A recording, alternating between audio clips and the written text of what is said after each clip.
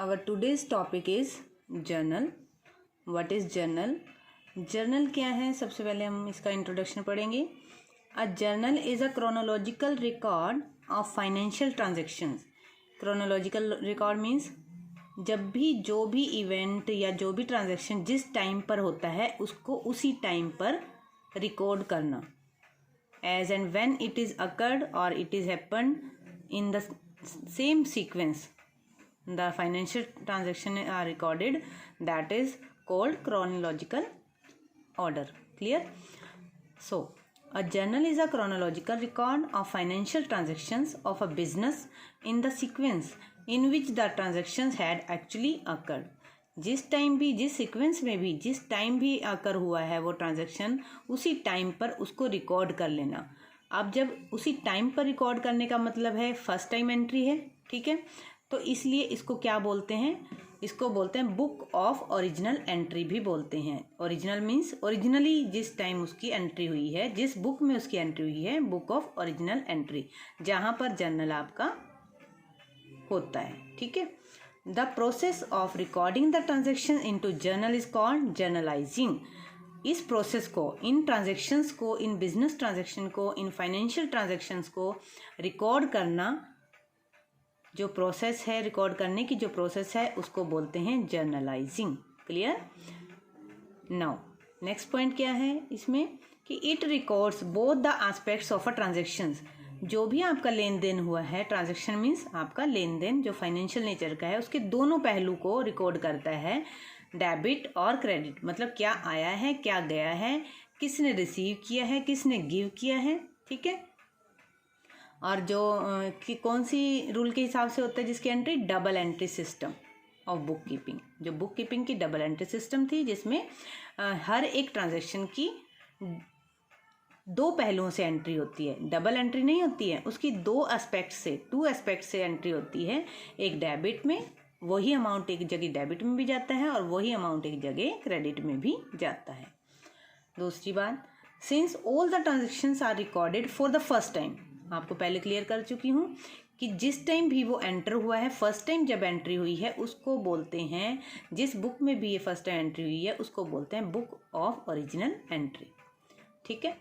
इसके बाद है इट प्रोवाइड्स अ बेस. किसके लिए बेस है? लेजर अकाउंट्स के लिए.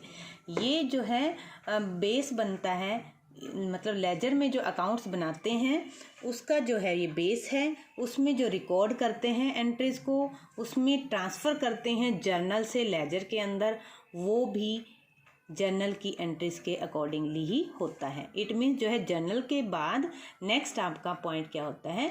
लेजर. ठीक है. So next point in journal is types of journal entry. Types of journal entries.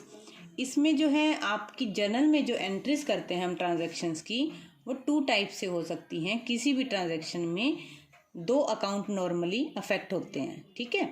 दो अकाउंट आपके जर्नल एंट्री में अफेक्ट होते हैं किसी भी ट्रांजैक्शन में. बट कभी कभी क्या होता है कि दो से ज़्यादा अकाउंट भी, more than two accounts can also be affected. तो उसमें आपकी एंट्री कौन सी होगी? और जिसमें सिर्फ दो account, only two accounts are affected, then what will we do in journal? तो first entry on the basis of the number of accounts which are affected from the transaction is simple journal entry. First one is simple journal entry and second one is compound journal entry. Simple journal entry, it's a type of entry in which only two accounts are affected. सिर्फ दो account जिसमें affect होते हैं उसको कहते हैं simple journal entry. Where one account is debited, एक account उसमें डेबिट होता है, and another account is credited with an equal amount, but amount जो होता है वो इक्वल होता है. कंपाउंड जर्नल एंट्री में क्या होता है? It's the type of entry in which more than two accounts are affected. जिसमें दो से ज़्यादा अकाउंट्स अफेक्ट होते हैं.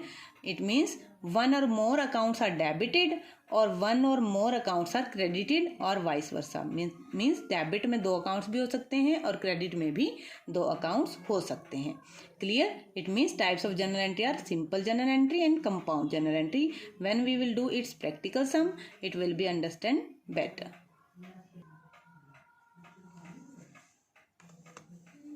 नेक्स्ट है आपका, before we starting practical we will know firstly about format of journal. Journal का फॉर्मेट क्या होता है और उस फॉर्मेट में जो भी आपकी टर्म्स होती हैं उसको आप कैसे फॉलो करते हो, स्टेप्स कैसे फॉलो होते हैं, वो आपको समझना बहुत ज़रूरी है।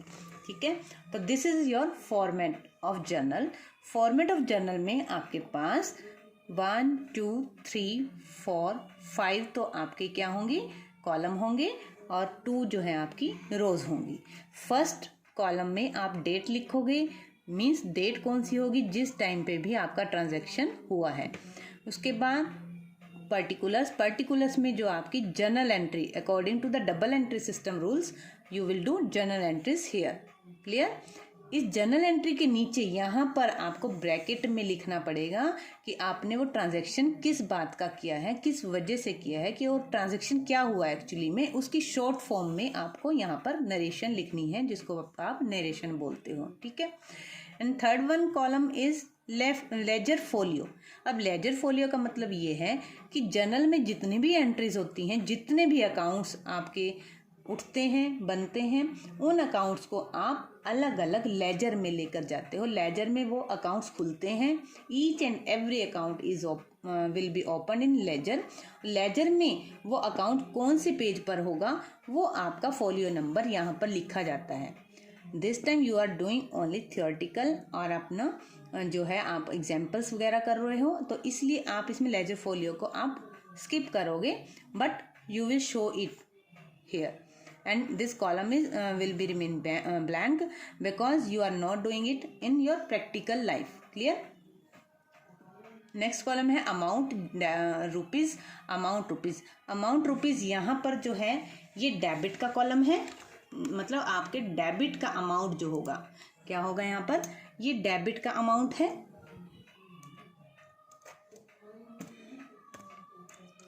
हाँ जी, और यहाँ पर अमाउंट है आपका क्रेडिट का।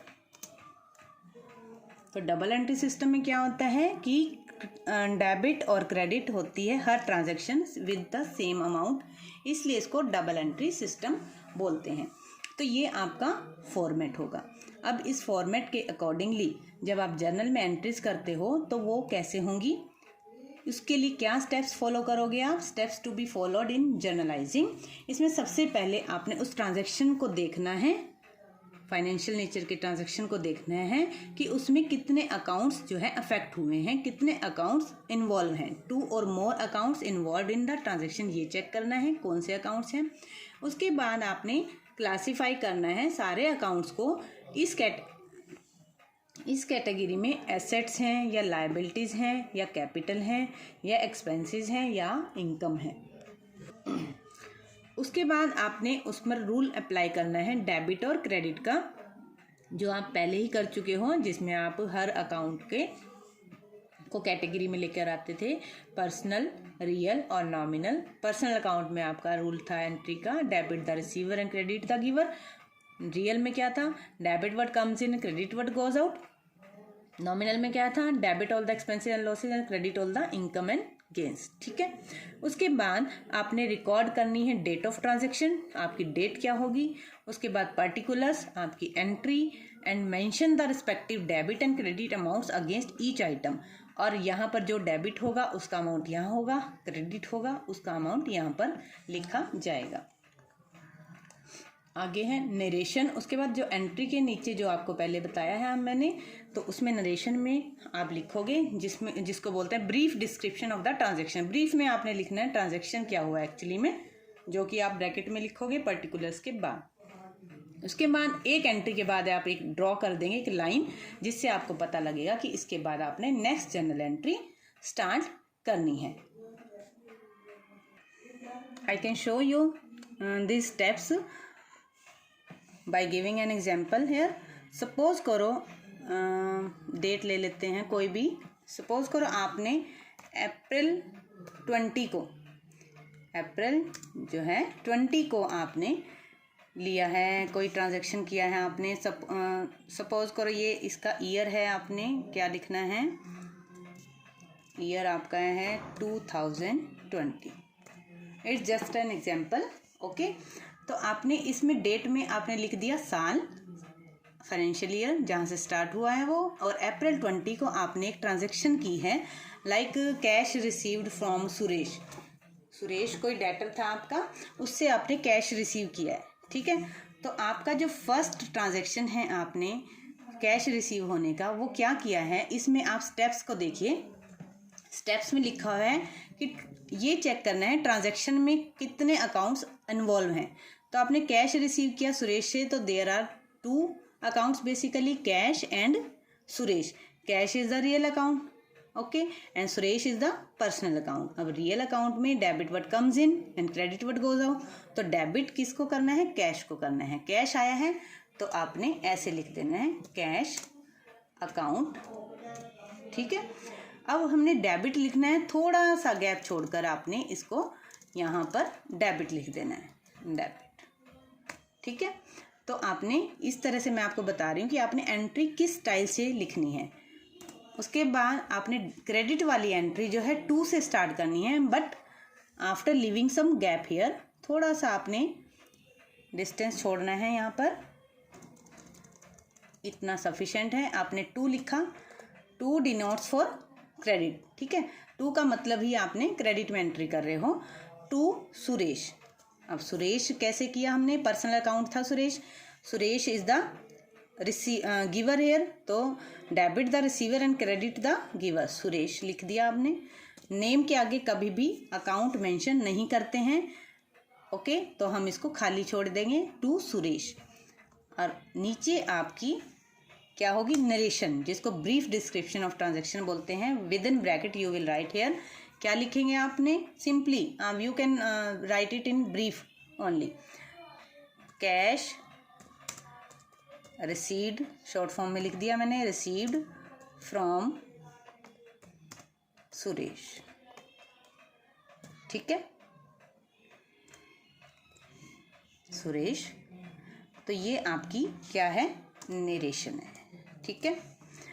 तो ये आपकी नरेशन हुई, कैश रिसीव्ड फ्रॉम सुरेश। अब नेक्स्ट कॉलम आपने लेजर फोलियो का ब्लैंक छोड़ना है, ठीक है।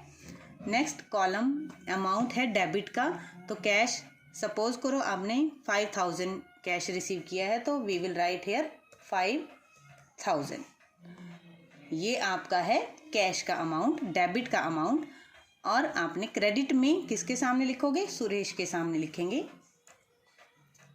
ये भी आपका 5000 ही होगा। डबल एंट्री सिस्टम के हिसाब से आपने क्या करना है, same amount will be written in debit and credit, okay. This is your example of journal. I think you have understood journal format and steps to be involve in journalizing. Journalizing क्या है, recording of transaction in journal, ठीक है। अब हम next point पढ़ेंगे, इसका छोटा सा पॉइंट है, नॉर्मल कास्टिंग किसको बोलते हैं। कास्टिंग मीन्स टोटलिंग, टोटल करना, एंड कैरी फॉरवर्ड मतलब आगे लेके जाना। जब आपका जर्नल जो है बहुत ज़्यादा बड़ा होता है, मीन्स जर्नल एंट्रीज जो हैं इतनी ज़्यादा बल्क में हो जाती हैं, एक पेज पर आपकी जर्नल एंट्री पॉसिबल नहीं होती हैं, तो उस जर्नल का जो टोटल आप आगे अगले पेज पर टोटल उठा लेते हो, टोटल लेकर जाते हो, उसको बोलते हैं कैरी फॉरवर्ड। और जो बैलेंस आप नेक्स्ट पेज पर लेके जाते हो, उस बैलेंस को ऊपर लिखने से पहले आप लिखेंगे ब्रॉट डाउन, ब्रॉट फॉरवर्ड या ब्रॉट डाउन। कैरी फॉरवर्ड को बोलते हैं CF एंड ब्रॉट फॉरवर्ड को बोलते हैं BF, ठीक है। तो इसको थोड़ा सा डिटेल में देख लेते हैं एक बार। The process of totalling the amounts in the debit and credit column, दोनों कॉलम का टोटल होगा, देखिए दोनों कॉलम का टोटल होगा। यहाँ पर सपोज करो ये जर्नल है आपका, और ये बड़ा होते होते पूरे पेज तक चला गया है, और उस पेज का आपने डेबिट का भी टोटल करना है और अमाउंट, क्रेडिट अमाउंट का भी टोटल करना है, और लास्ट में लिख देना है कैरी फॉरवर्ड CF, और जो टोटल अमाउंट होगा will be carry forward to the next page, and there we will write brought forward. Clear. Next, this is required when the transactions, ये कब जरूरी होता है हमें टोटलिंग करना और कैरी फॉरवर्ड करना, जब आपका बिजनेस में जो ट्रांजेक्शन है बहुत ज़्यादा होते हैं, वॉल्यूमिनियस होते हैं, a large number of transaction and requires a number of pages of journal, journal के बहुत सारे पेजेस वो ले लेता है। After totaling the amounts on each page in the particulars column against the total, the word CF are written. That is already I have told. This shows the amount that has been carried forward to the next page. On the next page in the particulars column again you will write brought forward, जो पिछला balance आप आगे लेके जाओगे. This is your casting and carry forward just. तो ये हमने brief में पढ़ा है कि एक्चुअली में जर्नल जो है कैसे फॉलो करते हैं. हम जर्नल में एंट्रीज जो है किस तरह से रिकॉर्ड करते हैं. Just a brief description, we will do further in detail but in the next lecture.